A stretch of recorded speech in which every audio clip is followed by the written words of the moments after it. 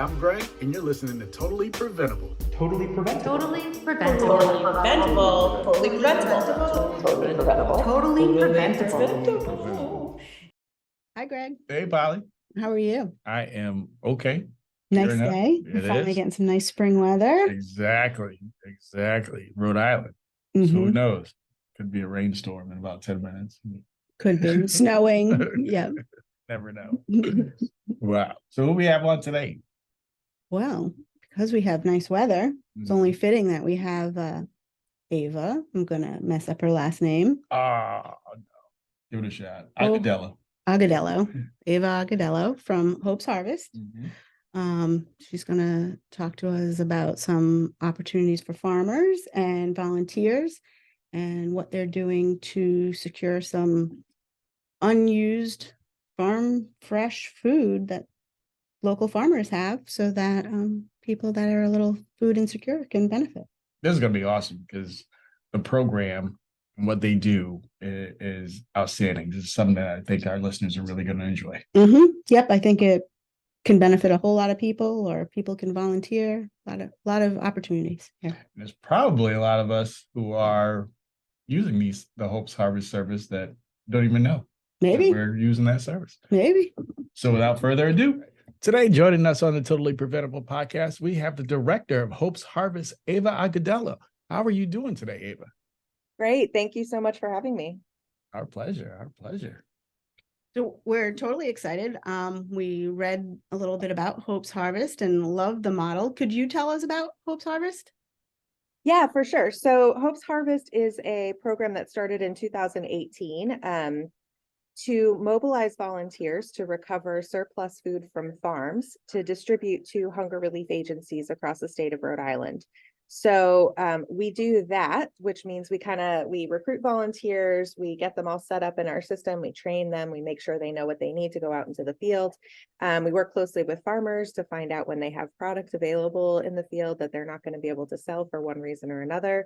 And we bring those volunteers out, we supervise them, we have our own trucks and our bins and our storage and all that stuff, and make sure that we're able to pick and harvest that food safely and get it into the hands of people who need it most. So we've worked with about 48 farms across Rhode Island and southeastern Massachusetts, and about 48 hunger relief agencies that include everyone from the Rhode Island Community Food Bank to small food pantries, and even organizations that have just taken on food distribution in the last few years post-pandemic as a way to sort of meet the food needs of their communities.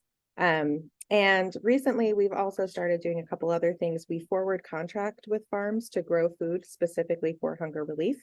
And so we're able to pay those farmers, which is really great. And we also purchase surplus. So if there's food that has already been picked and packed, but the farmer can't donate it for one reason or another, we have funds to purchase that food and make sure it gets into the hands of people who really need it. And we also administer a couple state programs. So we work closely with the Department of Environmental Management, and we pack produce boxes for senior citizens as part of the Senior Farmers Market Nutrition Program. So we did 9,000 boxes last year for seniors and got those out to senior centers across the state. And we also work on a program called the Local Food Purchasing Agreement, which allows agencies to purchase food directly from the Market Mobile ordering platform that's part of Farm Fresh Rhode Island, which is our parent organization. So if they get local milk or eggs, they have grant funds to be able to do that. So that's the short summary. Basically, anytime you're trying to get local food into the emergency food system and people are getting food for free, that's what our program works on. That's a lot to unpack. It is. A lot of questions from that. A lot of great things though, because fresh produce is so expensive and so hard for people on fixed incomes to purchase. And if you have kids and you're supposed to be given, I forget, is it 3 to 4 servings of fruit a day? It can be overwhelming. It can. Just the cost of trying to even eat healthy is just wild. So Yeah, and we really look at freshness as a dignity and a food justice issue. So a lot of times people think, oh, fresh food, like I don't know, like that's for farmers markets or fruity people or whatever. But from our perspective, if you are a senior citizen and you only get to go to the food pantry once a month, and you show up at the pantry and they give you a bunch of veggies and they've been traveling around on a truck for 3 weeks and they only stay good for about 24 hours, that really doesn't work very well. So when we're bringing carrots that just came out of the ground the day before, then we know those carrots are going to last, a month in somebody's fridge. And so that really is an important component of ensuring that people have consistent healthy food access from those sources that they're able to get it from. first, I'm blown away that there's 48 farms in Rhode Island. Oh, I bet That's- there's way Oh, more. there's a lot more than that. Really? Oh yeah. I would have been way on the low end. The other ones just don't want to give up their produce. I see. Now I'm learning more. Or a lot of them have their own arrangements with their local hunger relief agencies. They have systems already set up, which was great for them. We're really just there to meet a gap if there's a need between the farm and the agencies. Yeah, I was just teasing because I know that some of our local farms where I live, I did see some of them on your list, but I know that some of them, when they have extra produce, bring it over to our local food pantry. Mhm. Now, with your service, do you offer education as to, when fruit, when vegetables, when they're still good? Like you said, it'll last a month in someone's fridge. Do you educate people on when to know, like, all right, this is still good, or it's time to get rid of this? Oh, interesting. So we do partner. So you're talking about the people who are getting the food, Right, the people receive. yeah.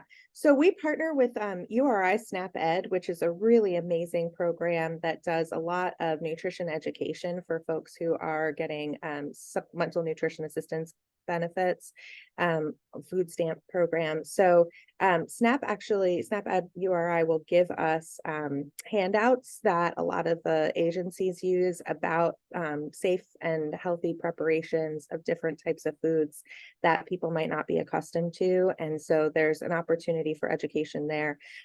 It's interesting because we're not really bringing food to individuals most of the time. We're really partnering with organizations who are doing that last mile delivery. And there are so many organizations who have that existing expertise that when I founded the program, it didn't feel like that was a needed service, that we would have just been sort of stepping on the toes of folks who really know how to work with their community. They have those connections already in place. So we're actually a service provider for hunger relief agencies, in a way. But I know that many of the agencies that we partner with do a phenomenal job of doing nutrition education with their guests. Now, you said you founded this organization. What prompted you to do so? Well, I was working at the Rhode Island Community Food Bank at the time. I was assistant director of programs. So I was working with agencies all over the state on a number of different food safety programs and ensuring that they had resources they needed to do a good job. And I was also on the Rhode Island Food Policy Council, which, if folks don't know about, is a really amazing statewide organization that brings together people all over the state who are working on issues related to food, not just food security, but people who are business owners, people who are farmers, people who are connected to policymakers, and a lot of folks coming together to think about how to make the whole food system work well. And the director of food strategy at the time, Sue Anderbaugh, had released an initiative called Relish Rhody, and it was a plan for the state's food system to become more sustainable. And they had a bunch of different focus areas, and one of those focus areas was on food waste and food recovery. And I had known about gleaning, which is what the food recovery from farms is called, from my work when I was in Washington State back in 2008, 2009. There was a gleaning program out there that was affiliated with the food bank. And I thought, well, that's interesting. I wonder why we don't have that here. So I started doing some asking around and sat down with Farm Fresh, sat down with Sue, sat down with other folks to just say, has anyone tried doing this? And has it worked, or why not? And it turned out that really the main issue was that people had tried it as part of what else they were doing. So it was like a farm would do a day or one agency had a relationship with one farm, but there wasn't anybody whose actual job it was to be able to consistently, steadily field those opportunities. And the consistency of it was really, really necessary, because if a farmer is like trying to think of something in the middle of their busiest season and they call and you're not available, they're probably just never going to call again.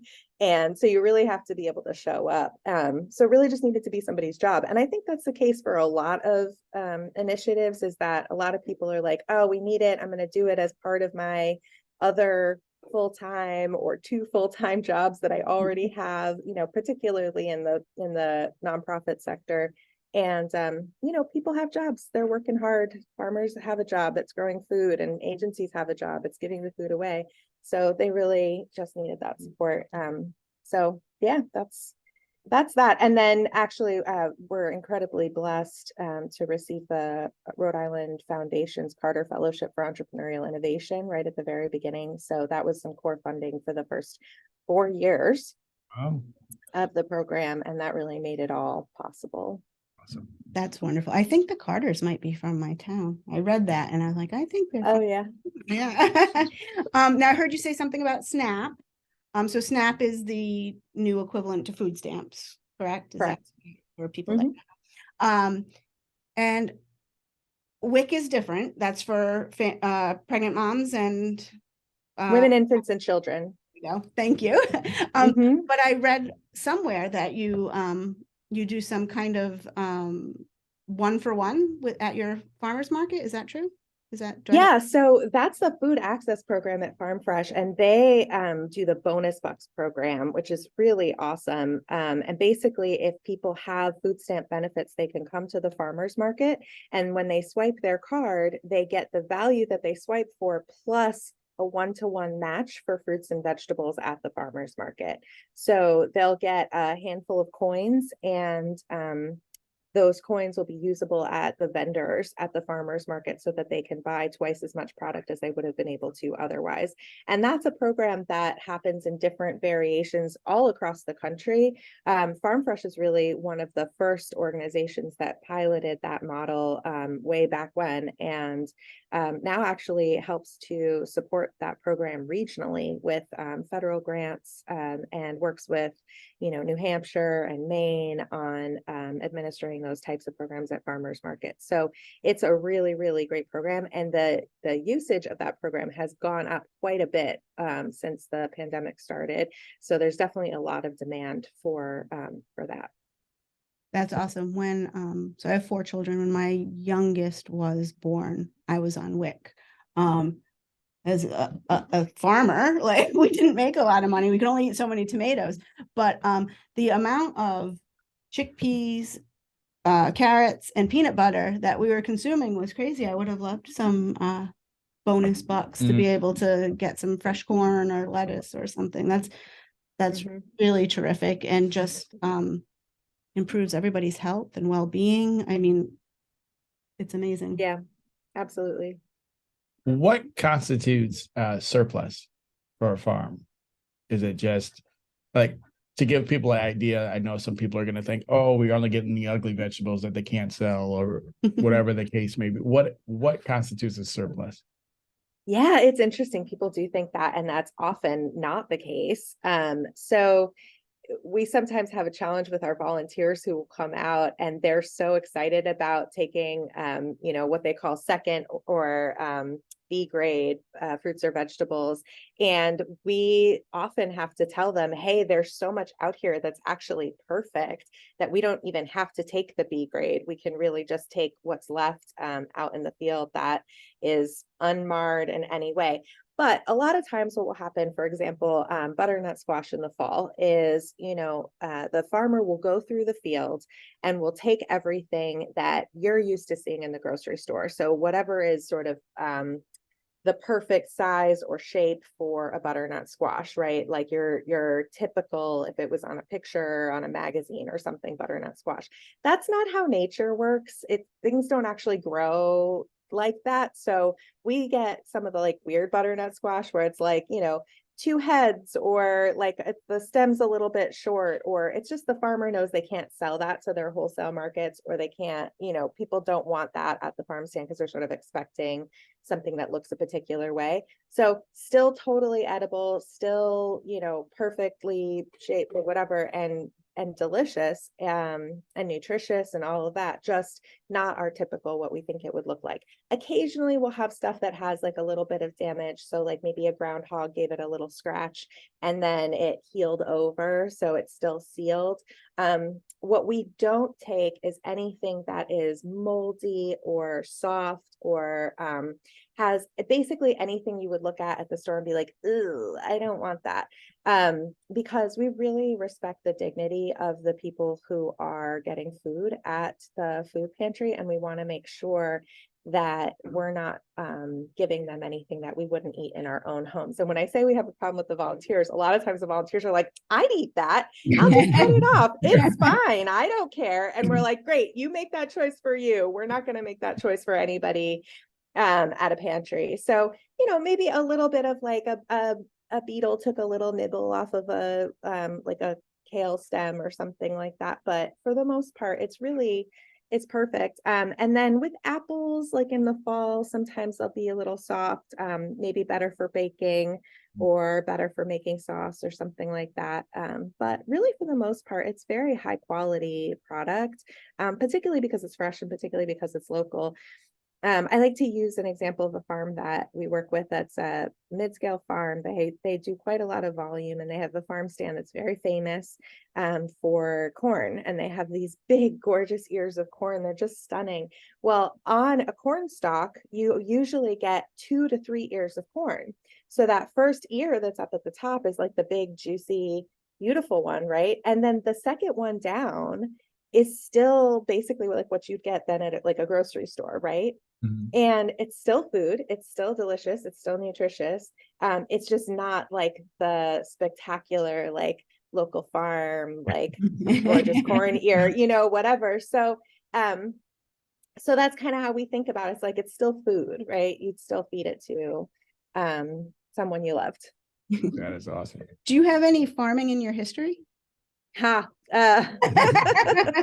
I used to say, when people would always ask me that, they'd be like, oh, are you a farmer? And I said, I like to pay the professionals to grow my food for me, because they're very good at it. I have been a farm service provider for most of my professional career. So when I was in Washington, I ran a program called Food to Bank On that actually paid farmers to grow food for hunger relief, and provided mentorship and training from other farms. I've worked with beginning farmers for a long time. I worked for a program called the New Entry Sustainable Farming Project up in Massachusetts that worked with immigrant and refugee farmers, gave them access to land, training, technical assistance.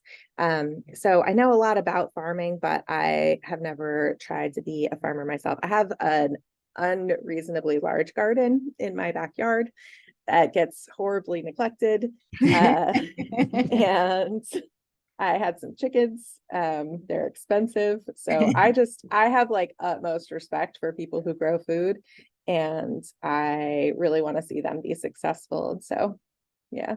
I think people don't realize how expensive chickens are. When people are complaining, oh my God, no, it costs, I'm like, whoa.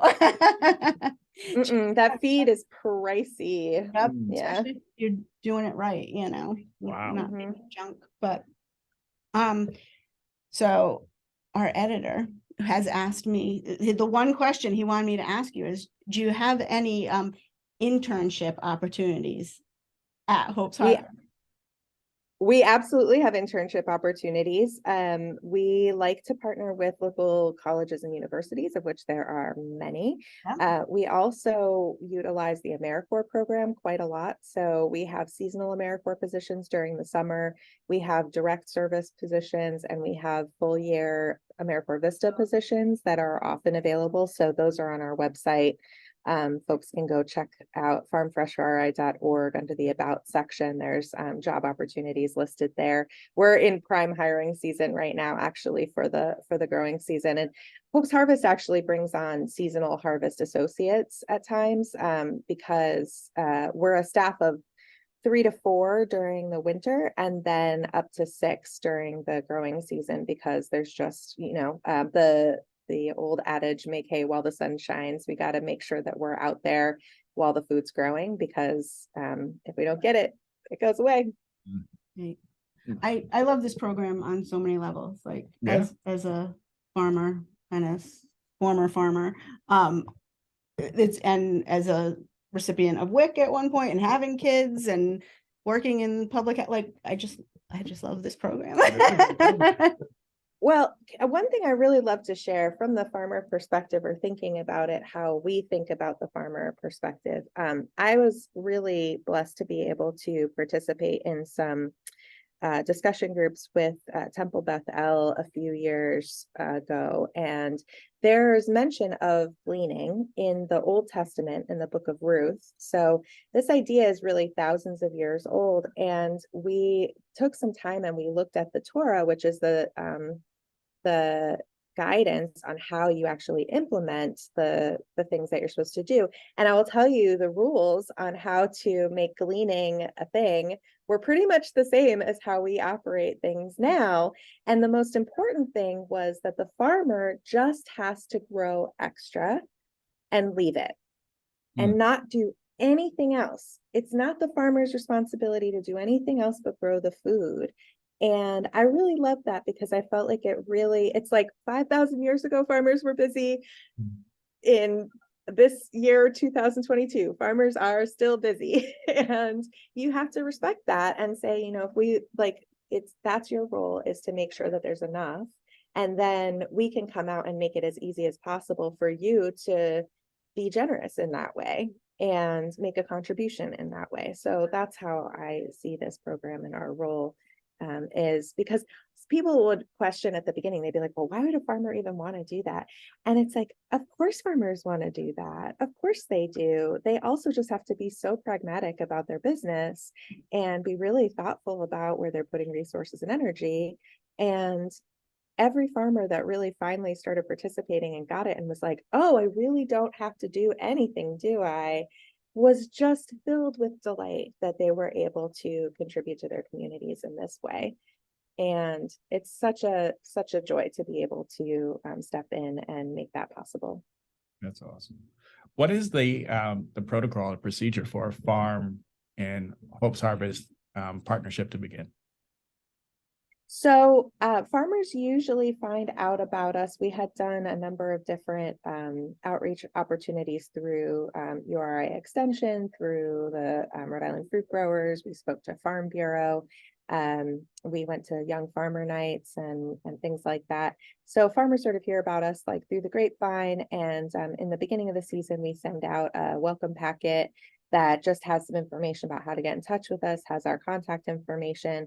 Usually it's a text message, because that's the best way to communicate. That's just easy for folks in the field. And they'll usually reach out to us that way, let us know, hey, we've got something for you. If it's a farmer we haven't worked with before, we'll try and go out and do a visit and just take a look around, get a sense of where we're supposed to be, where we're not supposed to be, what fields might be open to us. And so the farmer doesn't have to do that more than once.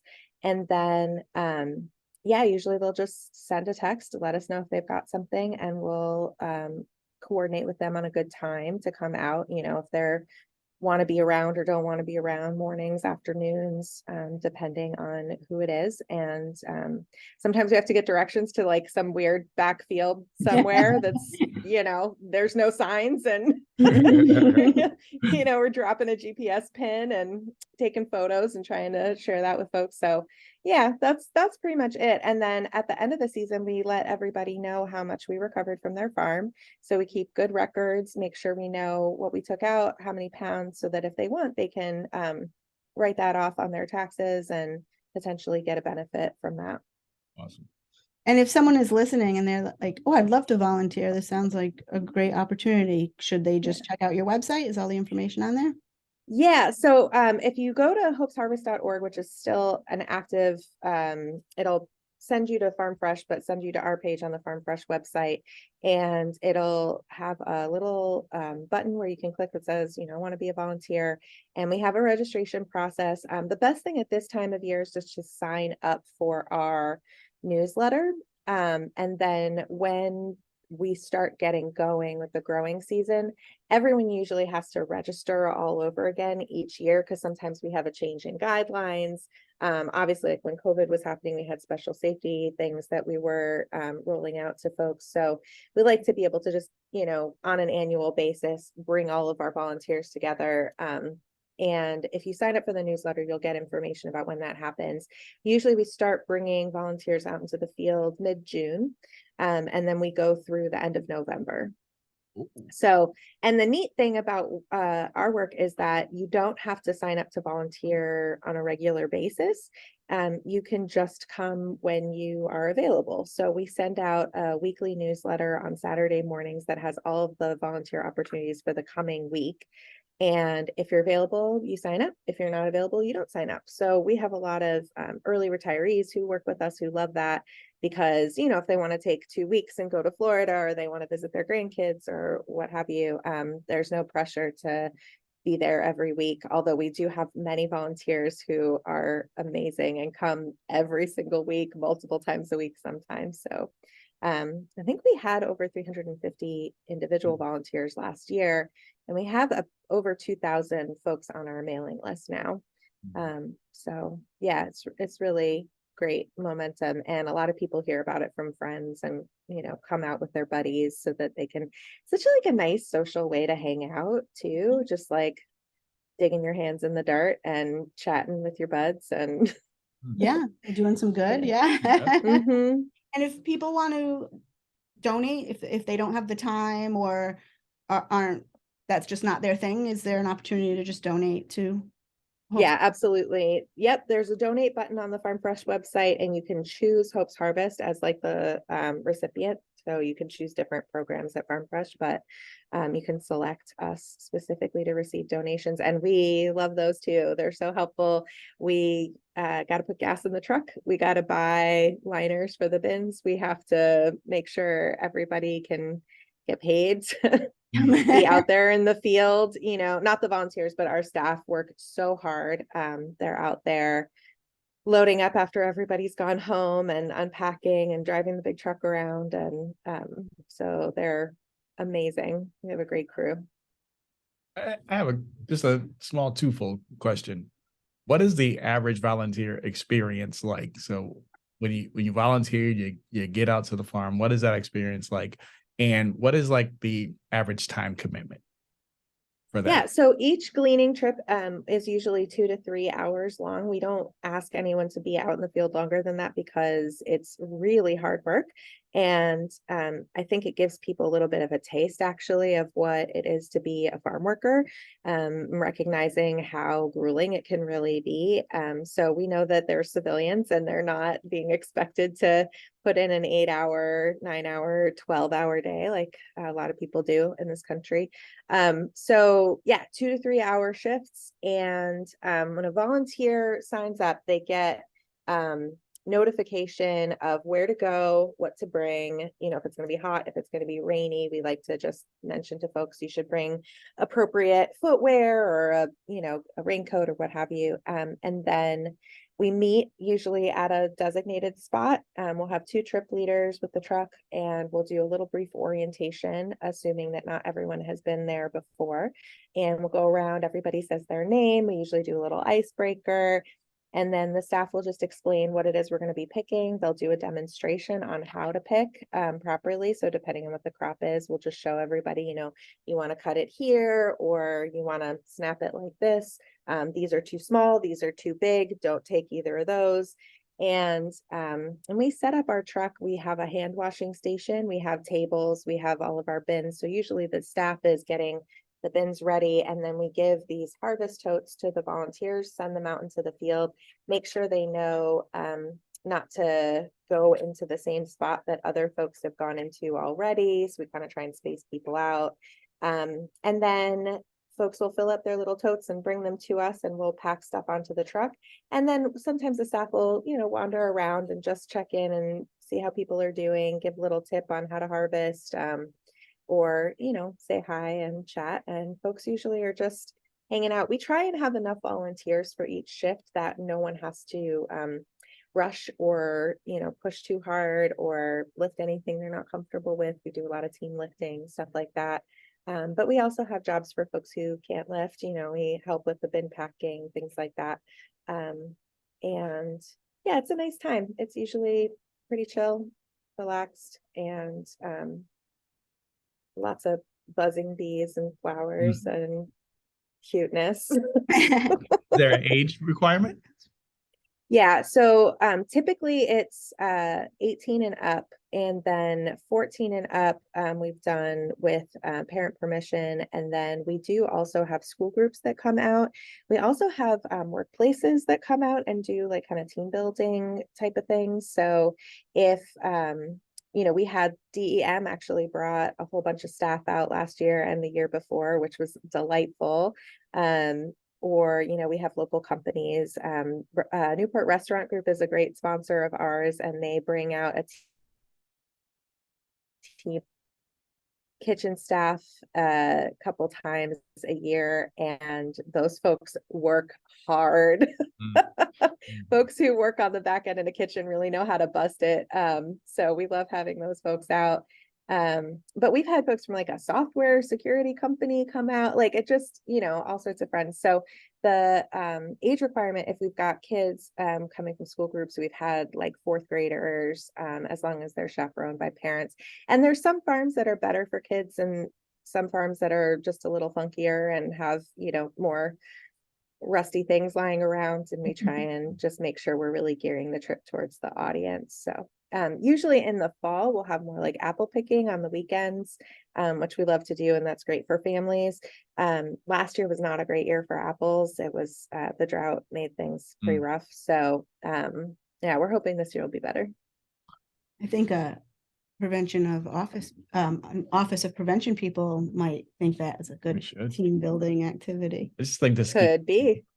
It would give like a whole new food, a whole new the word I'm looking for, an appreciation of food. I'm just thinking of my kids who just like, oh, I'm done, I'll throw this away. I'm like, you know what? Let's not throw that away. So I'm thinking, it would be a whole new appreciation for anyone who participates and volunteers. Absolutely. Especially if you have to pick it yourself and cut it and break it or whatever you have to do to dig it or whatever. A whole new appreciation. So this is awesome. Well, thank you. I'm totally excited about Hope's Harvest. And so amazed that this opportunity is out there for people.